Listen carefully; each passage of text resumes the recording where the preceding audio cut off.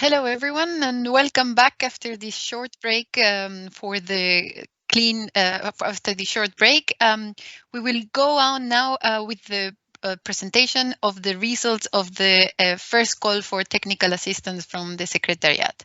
We will then proceed with participation from NESOI Island Facility, that they will give some more insights as well on their own results for grants and technical assistance. And then we will go on with 3 parallel, really interesting workshops. So going on with my slides, if they could go on screen. Great, thank you.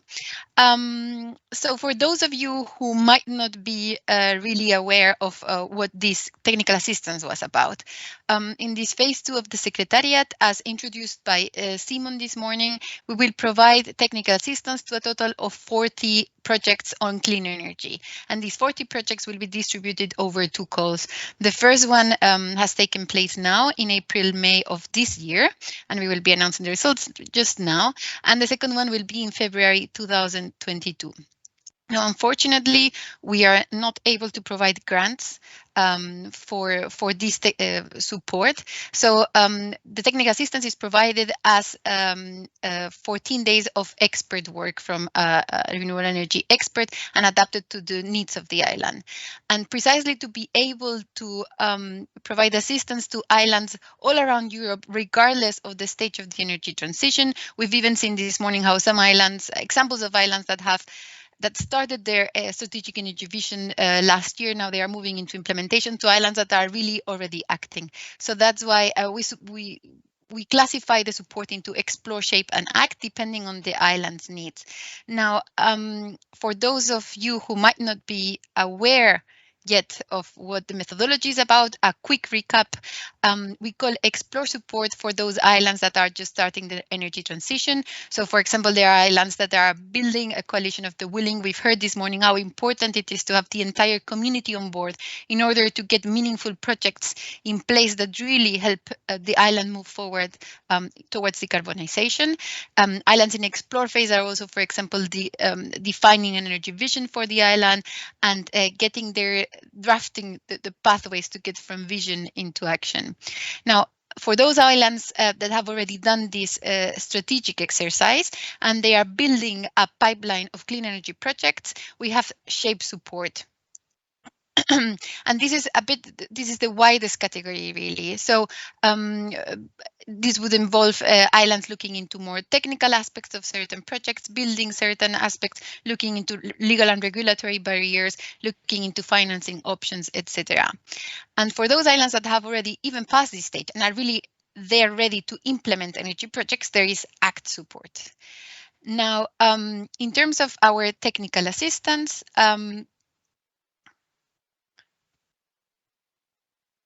we've received, that was too much, we've received a total, the technical assistance has been organized as such that, well, we had the phase 2 of the Clean Energy for Islands Secretariat that took off in February this year.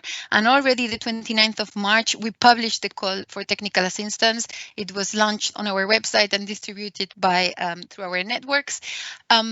We produced a guide for applicants that included detailed explanations on how to apply for this call. We provided a self-assessment tool that allowed islands to answer to certain questions and like that narrow down what type of support they needed, whether explore, shape, or act. It also gave some hints into how to continue with the energy transition, the self-assessment. And finally, we were asking islands to fill in an online application tool, an online application form to submit their applications. Now, there was a bit more than a month to fill in these applications. The 4th of May, that was the deadline. And today, 21st, we are announcing the results. Now, we've received a total of 35 applications. We were very happy to see these. As you can see, 13 of them came from Greece. So thank you very much to all our Greek network and to see this great interest from Greece, followed up by Italy with 5 projects, Croatia with 4, Spain, Portugal, France, the Netherlands, Malta, Ireland, and Estonia. So we really got interest from all around Europe in this technical assistance call. We were very happy about this. And in terms of the the different categories and the projects that we got there. The great majority of the projects were shape, and as I've said, these didn't fully surprise us as it is the widest category, followed by 12 projects on explore phase, and finally 7 on act. We've reviewed thoroughly every single application, and every project was evaluated by 2 reviewers, and these reviewers provided a score according to the following criteria. First was the project description, so how clear the project is described, the context, but also the specific tasks that are requested to be performed as part of this technical assistance. Then we went into impact. So what would be the impact in terms of CO2 emissions, in terms of economics on the island, and replicability? So we want to go even beyond impact on the island itself, but also how can other islands, islands also benefit, and get inspiration from the project that has been presented. We've been hearing yesterday and today how important it is to get the community on board. So stakeholders engagement was our 4th one, but it's not only about getting the community on board. We also saw today how leadership is important in order to get this change moving. And that's why we also evaluated how the structure was organized within the project. So how are the different stakeholders involved there, and who is taking leadership, who would get the data that was required for a specific project, for example, or who would take care of the dissemination of the results among the community, etc. Finally, we looked into how aligned the project was together with the secretariat's objectives. Now, without further ado, I expect most of the audience is now really wondering what are finally the selected projects. So here it comes. There have been 5 projects awarded within Explore Shape. These have been the Elafiti Islands, Dugi Otok, Svernak Lavara, San Pietro, Savignana Levanzo Maritimo, and Chios in Explore. Shape projects following, as we got the maximum applications from, the great majority of applications from Shape, then a great part of projects go into Shape, and this would be Pantelleria, Simi, Tilos, Crete, Per Island, Casos, La Palma, Siros, Halki, San Martin, and La Réunion. And finally, 4 projects for ACT category. These are Menorca, Sreslošin, Hiuma in Estonia, and Porto Santo. Now, I would like to make a very important remark here, and it's that of all the 35 applications that we received, except I think only one example, in general, they were all really, really good quality applications. It has been a very tough selection procedure. All the reviewers had to read everything in detail, and the final scoring was very tight in order to get these 20 projects. We are very sad that we can only support 20 and not all 33 of them, but rest assured that if you don't see the name of your island here, it doesn't mean it was a bad project or a bad application, not at all. It's just because we have this limitation on only 20 slots to fill in. And congratulations to those who are here. Now, to give a bit better idea of how the projects are distributed. Sorry, I forgot to say these are the 20 selected projects, but we've left 3 projects on the reserve list just in case there is any problem with any of the 20 spots right now allocated. And the projects on the reserve list, these are Kos, Sicily's Minor Islands, and Guadeloupe. Now, yes, in order to get a better idea of how the geographical distribution of the awarded projects go, here you can see them on a map. So we really have many projects coming from Greece, but we also are happy to have an island in the Baltic Sea. We have an island from Ireland, Bear Island, and we also have 3 outermost regions: San Martin, Porto Santo, La Palma, and La Réunion. We have also several Mediterranean islands, so we are very happy in general with the distribution. And here on the top right corner, you can see in terms of countries how the projects have been distributed. Again, a great majority goes to Greece, but most of the applications came from there, so it's only a natural distribution.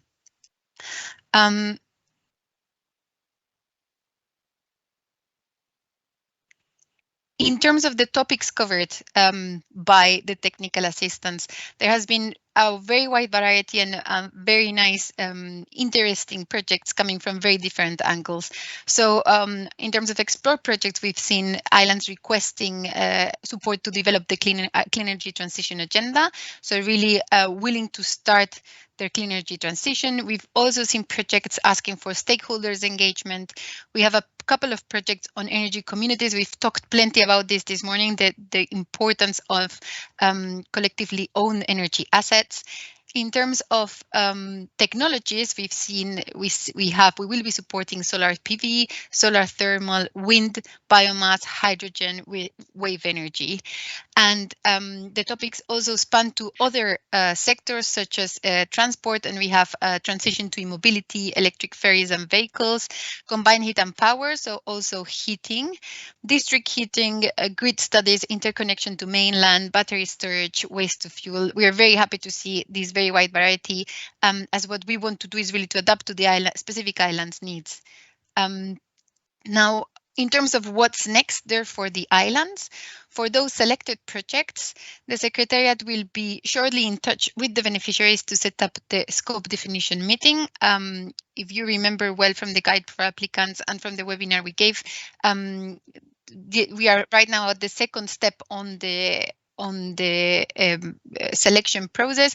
The last part will be to sit down together with the experts and the island representative and agree on the certain scope, the specific scope, and sign a scope agreement, a support agreement. So we will get this moving as soon as possible. We will start assigning experts, and the island beneficiaries will be contacted shortly in order to get this moving.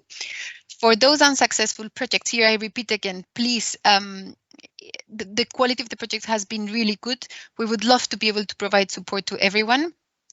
And we will give feedback shortly to everyone who has submitted a proposal in order to further explain the reasons why they might not have been selected for this application. But we strongly encourage all the islands to reconsider their applications and send them again for the second round that will be launched in February next year.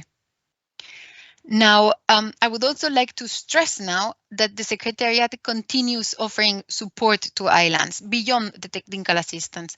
So, for example, islands can get some insights on financing on our website in the financing corner, and we will be updating the information on financing here regularly, so to make sure that it's up to date. The marketplace was discussed yesterday thoroughly and will go live soon as well on our website. We are currently working on a technology solutions booklet. So for those islands that are exploring the different options in terms of energy and decarbonization, we will prepare a booklet that will aim at giving information on what are really the options there, and linkages to links to other projects and to other inspirations on islands.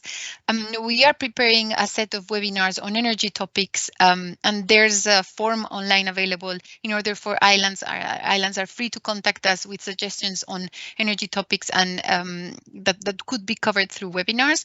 And we're also looking at right now organizing the 10 different workshops on islands that will take place in order to focus here on specific regions and really specific issues of certain islands. So I would like here to stress that the Secretariat is here to support all islands in the EU. Please don't hesitate to get in touch with us. You are very welcome to sign the pledge. We are available at the info at. And congratulations once again to the successful islands. We'll be shortly in touch.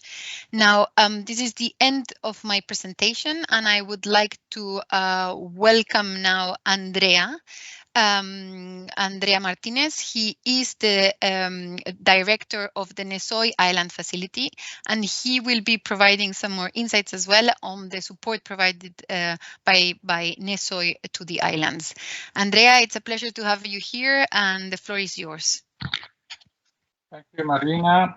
Thank you very much for inviting us and involving us in this most important event and these most important days. I'm just checking if I have this clicker. Yes, I do. I think I do. Yeah. Okay. Well, many of you, I think, by now know me. I'm Andrea Martinez, Managing Director of SINLOC and coordinator of the NESOI European Island Facility. Yes, it works. Fantastic. Okay, the facility, well, first of all, before entering into the facility, I'm really happy to see that notwithstanding COVID, the island community has been so dynamic in these past months and this year, and is still very much determined to go down the energy transition way. There have been so many relevant inputs in these last 24 hours, which I really thank you all for sharing, many proposals to move forward. The path is clear. I think the tools are in place, and maximizing the synergies also between the platforms of the secretariat and the NESOI is really crucial, in our opinion, to make the difference, and we can really work together very much so. Going back to the platform of NESOI, as some of you know, it was kicked off in 2019. We have already gone through the first call. We will detail that in a few seconds. The NESOI platform will provide, by the end of its life cycle, support to over 60 islands. And it provides support both by providing grant to procure locally specialized advice, but also through the direct advice provided by the NESOI's professional team. On top of this, there is also capacity building and activities, awareness, and a digital platform which is being put in place to ensure positive interaction. We cannot provide the names yet of the beneficiaries because our sub-grant agreement negotiation process is quite complex, due also to the sizable support we are providing, because at the end of the day we're providing 120,000 K value equivalent of support.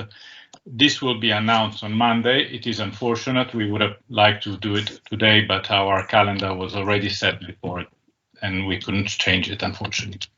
So I can only give you some rough numbers. We have received 117 proposals. 74 of these have qualified from, as you can see, also we have a good geographical coverage. 28 proposals are basically going to be signed as a sub-grant agreement in the coming days. Most of them are already in a very advanced negotiation stage. And we have a reserve list which we imagine will be used by at least another 13 projects that we will bring ahead in the coming months. The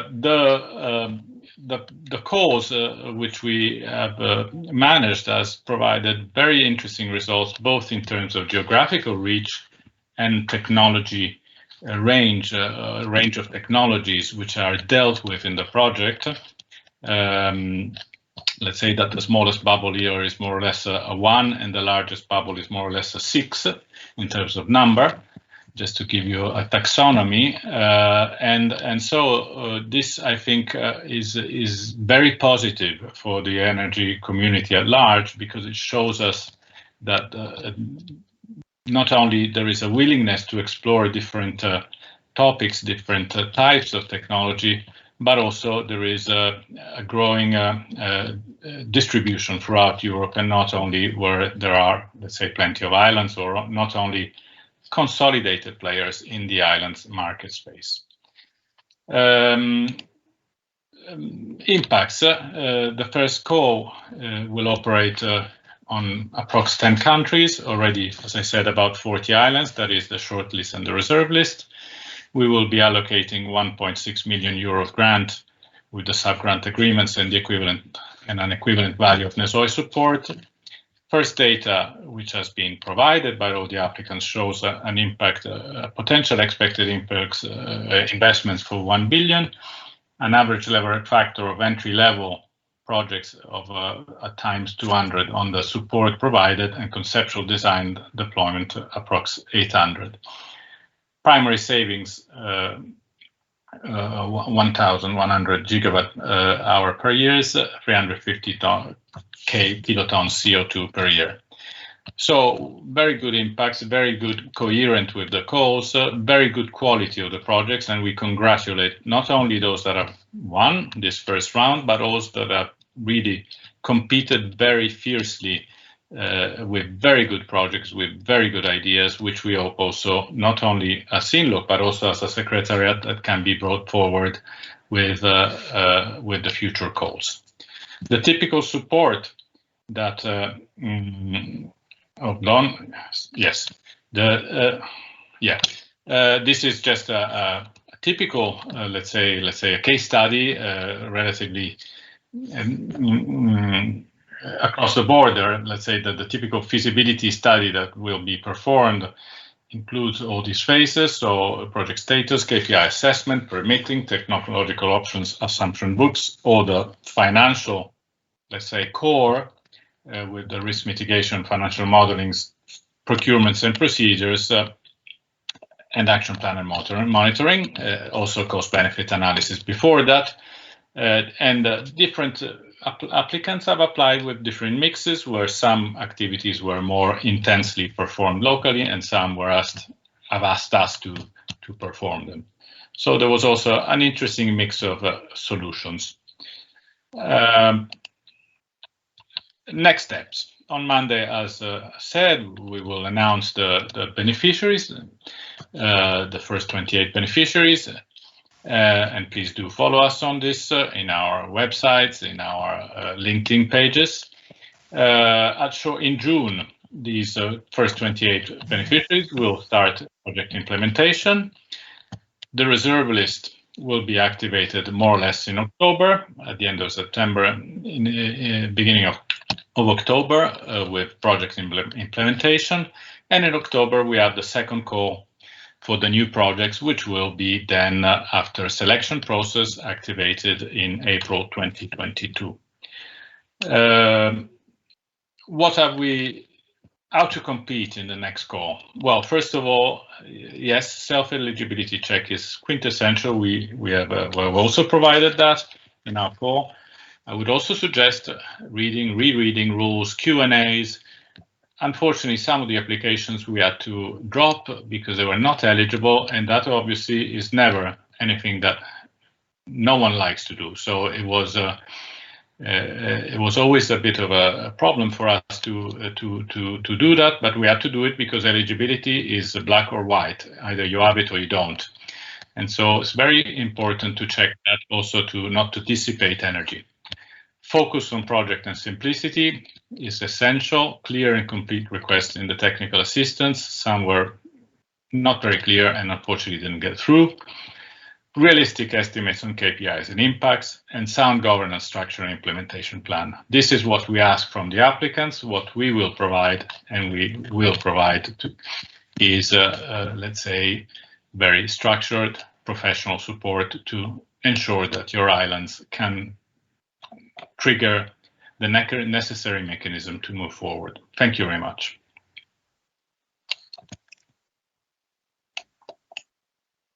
Thank you so much, Andrea, for this insight on the NESOI results. It's a pleasure. It was a pleasure to have you presenting here. I've seen that there's a question that for me that had gone unnoticed when my presentation, that said that we noticed that the overseas countries and territories of the EU were not eligible in this call as opposed to outermost regions. Was there a particular reason for the exclusion? Indeed, in this call, outermost overseas countries were excluded as they are not EU territory. However, we are in touch with the Commission, and this could change for the next for the second call. So for those islands affected by this, please stay tuned. As I say, this might change in the future. However, I would like to again say that there are other ways for islands to get involved with us. For example, as I said before, through by signing the pledge, by having access to our webinars and online support material. So still, please don't hesitate to get in touch with us and let us know your concerns. Now, we have a very interesting afternoon coming ahead, and we are slightly a bit ahead of time, but this will allow us, allow the public and some of us to move around, as we will have 3 parallel workshop sessions starting just now. So in this channel, it will stay the technology session, technologies for clean energy transition on the islands, with some very interesting presentations from technology providers. Then there will be in workshop room 1 a panel discussion on regulatory barriers and opportunities for 100% clean energy islands, assuring security of supply. So please go to workshop room 1 in case you're interested in this topic. And in workshop room 2, we will have the project pitch session, where different islands will would present a 5-minute presentation on innovative projects. We have a very interesting project board that will make some questions to these projects and will provide a final vote. And we are also interested in giving the voice to the public in this case, and hearing what would be your preferred project pitch as well. So I invite everyone that's connected right now to either stay here for the technology session or switch. You can switch on your left-hand side there in the ribbon. You should have the option for the workshops. And yeah, we will leave some seconds in order to allow for a smooth switch. And after the workshops, I invite everyone to come back here again, and we will have a wrap-up session with the leaders of each one of the workshops, and we will say goodbye for the day. So see you in a bit back again, and yeah, enjoy the workshops.